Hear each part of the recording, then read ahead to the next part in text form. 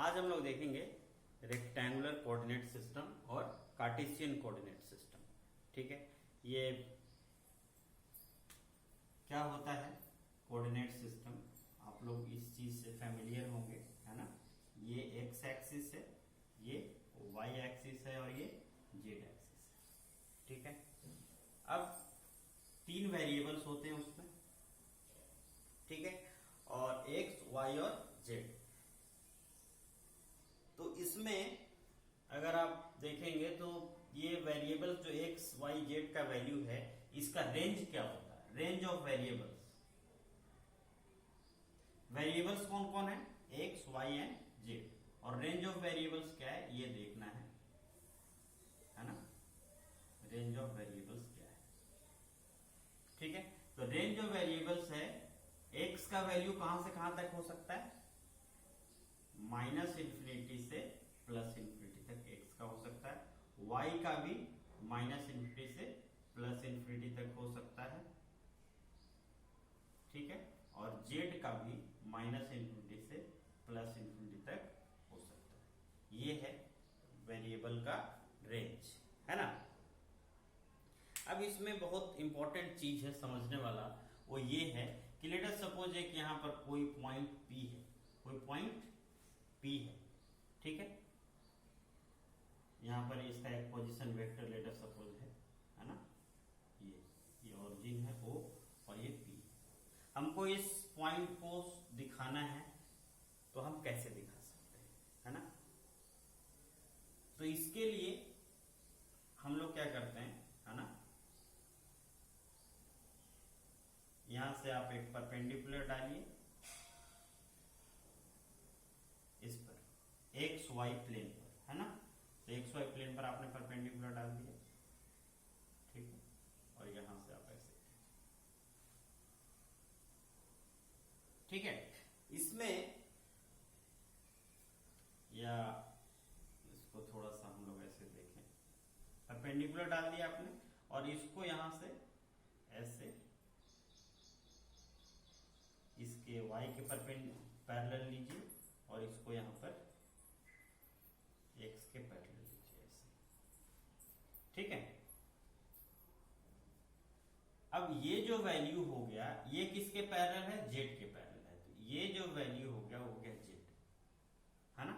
और let us suppose इसका coordinate जो है वो है x nought, y nought and z, ठीक है। तो ये वैल्यू कितना हो गया, जेड। और ये x की तरफ कितना वैल्यू है, ये वाला वैल्यू कितना है, या ये वाला वैल्यू कितना है, ये है आपका x नॉट, ठीक है। और ये y की तरफ कितना वैल्यू है, ये वाला वैल्यू, ये है आपका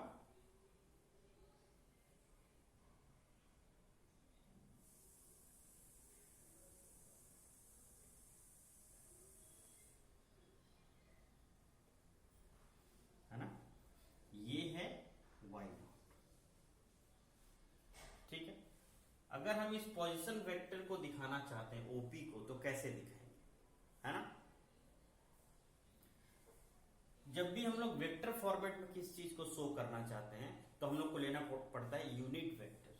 क्या लेना पड़ता है, यूनिट वेक्टर। तो unit vector along x axis is x, unit vector along y axis is ay and unit vector along z axis is az, है ना।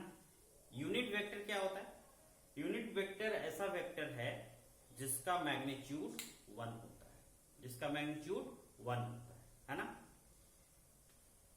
तो एक यूनिट वेक्टर मतलब एक 1 यूनिट जिसका मैग्नीट्यूड 1 है, वो x के तरफ जो वेक्टर है वो ax है। Unit vector along x is ax, unit vector along y is ay and unit vector along z is az, है ना।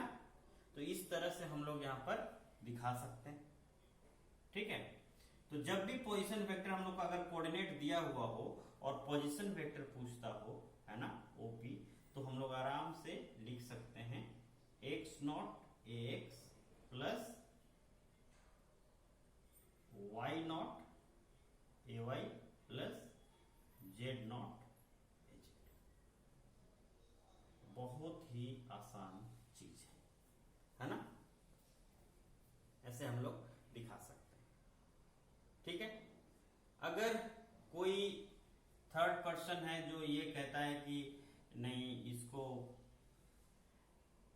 अगर हमको कोई एक वेक्टर को इस कोऑर्डिनेट में दिखाना है, जो मान लीजिए वेक्टर ए है, तो हम लोग उसको कैसे दिखाएंगे? तो उसमें दूसरा कोऑर्डिनेट हमको ढूंढना पड़ेगा, है ना। लेट अस सपोज ये दूसरा कोऑर्डिनेट ये है x1 y1 एंड z1, है ना। अब ये जो वेक्टर होगा, ये वेक्टर हो जाएगा आपका PQ, है ना। इसको आप वेक्टर A ले सकते हैं, B ले सकते हैं, जो भी है। इसमें क्या करेंगे, अगर इस वेक्टर को निकालना है तो ये जैसे मान लीजिए ये PQ है ना। तो PQ को अगर आपको निकालना है तो जो फाइनल पॉइंट है यहां पर, इसका position vector of OP minus position vector of this tail is OP, sorry OQ, ये वाला पहले फाइनल वाला माइनस इनिशियल, है ना। जैसे ये वेक्टर है तो इसका ये हेड हो गया, ऐसा हुआ ना वेक्टर, तो ये वाला हेड हो गया, ये वाला टेल हो गया। तो हेड का position vector OQ minus tell का पोजीशन वेक्टर OP। अगर आप ये आपने निकाल दिया तो ये आपका PQ निकलेगा, है ना। OP पता है आपको क्या होता है, ये OQ भी आपको पता है क्या होगा। OQ क्या होगा, ये वाला, ये x1 ax plus y1 ay plus z1 az, ये हो गया, ठीक है। और अगर हम लोग PQ निकालना चाहते हैं तो OQ माइनस OP करना पड़ेगा, मतलब इसमें से OQ में से OP को घटाना पड़ेगा, इसमें से इसको घटाना पड़ेगा। तो क्या हो जाएगा, PQ is equal to OQ minus OP, ये माइनस ये। तो इसमें से जब ये घटाएंगे तो AX वाला AX में से घटेगा, AY में से AY वाला घटेगा, और AZ में से AZ वाला को घटाना पड़ेगा। तो it will be x1 minus x0 ax plus y1 minus y0 ay plus z1 minus z0 az। ये है आपका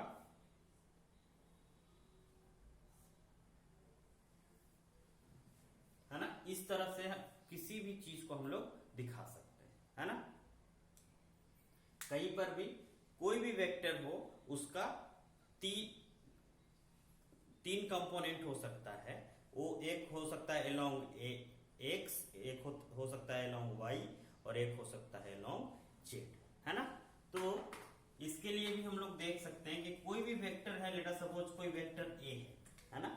कोई वेक्टर a है जिसका x के अलोंग जो कंपोनेंट है वो ax है, y के अलोंग जो इसका कंपोनेंट है वो ay है, और z के कंपोनेंट के अलोंग जो इसका कंपोनेंट है वो az है। तो इसको हम लोग लिख सकते हैं ax unit vector ax plus ay unit vector along ay। ऐसे कभी भी कोई भी वेक्टर को हम लोग ऐसे दिखा सकते हैं। अगर किसी भी वेक्टर का कंपोनेंट x के अलोंग, y के अलोंग और z के अलोंग हम लोग को पता हो तो आराम से हम लोग ऐसे दिखा सकते हैं, है ना। ओके, सो ये है हमारा रेक्टेंगुलर कोऑर्डिनेट सिस्टम, ठीक है। इसमें एक और चीज होता है जिसको कहते हैं हम लोग डिफरेंशियल लेंथ, डिफरेंशियल वॉल्यूम और डिफरेंशियल एरिया। ये कैसे निकालते हैं इसको थोड़ा सा हम लोगों को समझना पड़ेगा, ठीक है। तो थोड़ा सा देखते हैं कैसे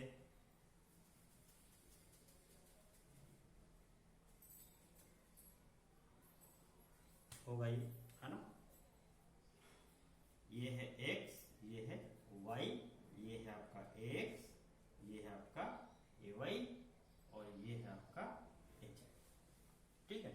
अब यहां पर कोई पॉइंट है जिसका कोऑर्डिनेट है x y z, ठीक है, ठीक है। अब हम चाहते हैं कि सबको थोड़ा थोड़ा एक्सटेंड किया जाए, x को भी एक्सटेंड किया जाए, कितना, x प्लस ए एक्स, ठीक है, y को भी एक्सटेंड किया जाए, y प्लस ए वाई, और z को भी एक्सटेंड किया जाए, तो कैसा बनेगा, है ना, वो देखना है हम लोगों को, थोड़ा सा सिस्टम, है ना। इसको मैं बता रहा हूं ताकि बनाना आसान हो हमारे लिए, ठीक है। और ये 3D बनाना पड़ेगा, ठीक है, कोई समस्या नहीं आनी चाहिए।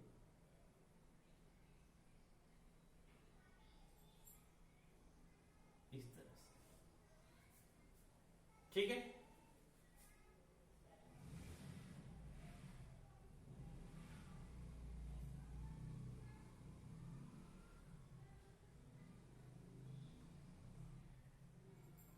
ऐसे, ठीक है। अब देखिए ये किधर है, ये है आपका dz, ये क्या है, ये आपका dy, और ये वाला क्या है, ये है आपका dx, है ना।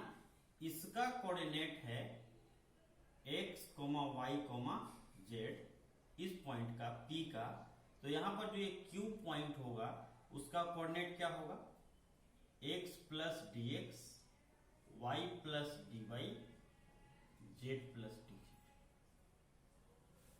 है ना, क्योंकि ये एक बॉक्स बन गया dx dy dz का, है ना। अब आप किसी भी लेंथ को आप ले सकते हैं। डिफरेंशियल लेंथ क्या है, differential length along x, differential length along x क्या हो गया, dx, ये इसके एलोंग क्या हो गया, dx।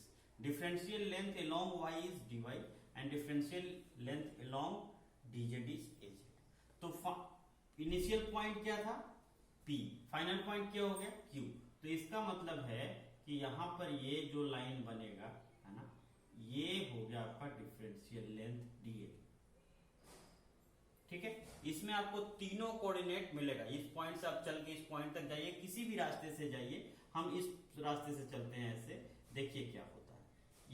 ये किधर चला हमने, y के लॉन्ग, तो ये y के लॉन्ग लेंथ कितना है dy, और यूनिट वेक्टर क्या है ay, तो ये हो गया आपका dy ay, ठीक है, प्लस ये कौन सा है डायरेक्शन, ये है x का डायरेक्शन, और लेंथ कितना है dx, ठीक है। तो ये हो गया आपका dx, और x के अलावा यूनिट वेक्टर क्या है ax, ये हो गया, प्लस फाइनली हम लोग किधर चले, इधर ऊपर की ओर, इधर लेंथ कितना लिया है हमने dz, और z के अलावा यूनिट वेक्टर क्या है az, तो ये क्या हो जाएगा dz az, ठीक है। तो ये आपका डिफरेंशियल लेंथ हो गया, ठीक है, ओके। तो इसमें फिर डिफरेंशियल लेंथ क्या होगा, है ना, डिफरेंशियल लेंथ तो ये हो गया। अब इसी तरह से डिफरेंशियल एरिया भी होगा,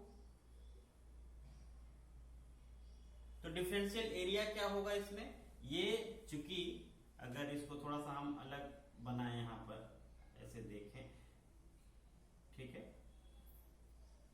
आपको समझ में आएगा कि इसमें ये एक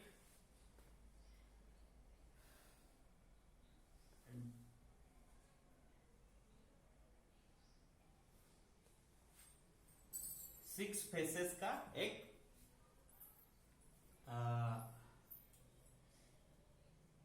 रेक्टेंगुलर ब्लॉक है ना, 3D ब्लॉक है। अब इसमें 6 फेसेस होंगे, है ना, इसका अलग एरिया होगा, इसका अलग एरिया होगा, है ना, इस तरह से ये सामने वाले का अलग होगा, नीचे वाले का अलग होगा, सामने वाले का अलग होगा, है ना। तो इसमें हमको ये समझना है कि अगर ये इधर x है, इधर y है और इधर z है, तो ये वाला एरिया जो ऊपर वाला एरिया है ना, ठीक है, ये हो जाएगा dy, और ये क्या हो जाएगा dx, पार्टिकुलरली बात करें तो ये एरिया क्या हो जाएगा, that will be given by dx dy, और इसका जो भी सरफेस होगा उसके परपेंडिकुलर इसका एरिया वेक्टर का यूनिट वेक्टर होगा इधर, ठीक है, इसके ऊपर एलोंग जेड। तो एलोंग जेड में यूनिट वेक्टर क्या है, az। तो ये हो गया आपका इस एरिया का ये डिफरेंशियल एरिया, ये वाला है ना, ये वाला जो हम लोग ले रहे हैं ना डिफरेंशियल एरिया, इसका वैल्यू हो गया ये, ठीक है। तो इस तरह से हम लोग कर सकते हैं, इसको दिखा सकते हैं। और जो भी है, जैसे ये बोर्ड है तो बोर्ड का यूनिट वेक्टर क्या होगा, ये बोर्ड सरफेस है, इस सरफेस का यूनिट वेक्टर क्या होगा, इसके जस्ट परपेंडिकुलर है ना। तो ये मान लो x है और ये y है, तो z किधर होगा, इधर होगा z, है ना। तो इधर लेट अस सपोज dx है, इधर dy है, तो इसका एरिया कितना हो गया, dx इंटू dy, और डायरेक्शन क्या हो गया, az, है ना। लाइक इसी से आप यहां निकाल सकते हैं हर एक जैसे ये सामने वाला एरिया है ना। तो सामने वाला एरिया कितना हो जाएगा, इसका लेंथ देखिए क्या होगा, ये वाला क्या है, ये है dz, ये क्या है dy, और देखिए इधर कौन सा वेक्टर है, x, कोऑर्डिनेट है x, और इसके अलोंग कौन सा वेक्टर है, यूनिट वेक्टर ax। तो ये जो आपका एरिया हो जाएगा डिफरेंशियल एरिया, ये हो जाएगा dy dz ax।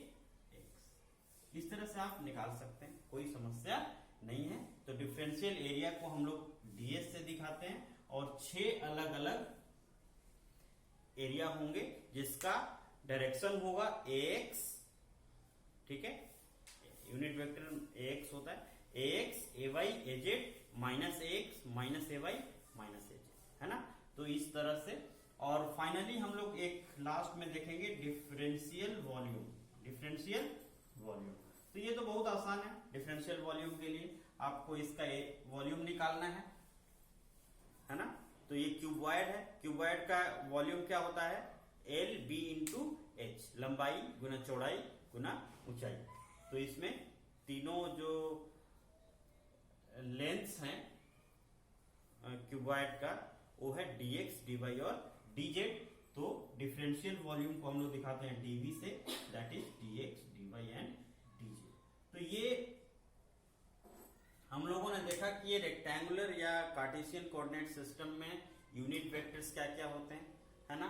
Position vector कैसे दिखाते हैं, कोई भी एक वेक्टर होता है उसको कैसे दिखाते हैं, इसमें डिफरेंशियल लेंथ कैसे निकालते हैं, डिफरेंशियल एरिया कैसे निकालते हैं, और डिफरेंशियल वॉल्यूम कैसे निकालते हैं। नेक्स्ट लेक्चर में हम लोग देखेंगे इसके बारे में, सिलिंड्रिकल कोऑर्डिनेट सिस्टम के बारे में, ठीक है।